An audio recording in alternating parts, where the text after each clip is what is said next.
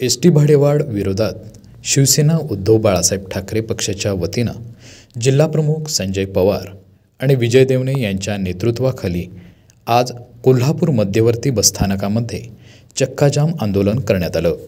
यावेळी एसटी विभागात साधारण 1 लाख कर्मचारी कार्यरत असून महामंडळाचा गलथान आणि नियोजन शून्य कारभार सुरू आहे। तसंच भ्रष्टाचार, विविध मोफत प्रवास योजना आणि वाढलेल्या राजकीय हस्तक्षेपामुळे सर्वसामान्यांना या भाडेवाढीचा त्रास होतोय। आता तर सरकारनं 15% भाडेवाढ करून ग्राहकांचा खिसा कापण्याचं काम केलंय। सध्याच्या विद्यमान सरकारनं एसटी ही प्रशासन चालवते की संबंधित विभागाचे मंत्री हा एक चेष्टेचा विषय बनलाय। यावर परिवहन मंत्र्यांनी ही भाडेवाढ केलेली मला कल्पनाच नव्हती असं उत्तर दिलंय। यावेळी सरकारच्या विरोधात जोरदार घोषणाबाजीही करण्यात आली।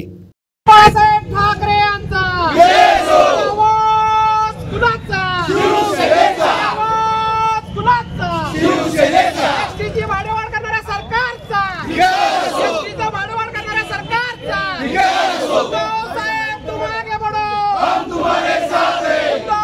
तर पोलिसांनी आंदोलकांना हटकताच एकच गोंधळ निर्माण झाला होता।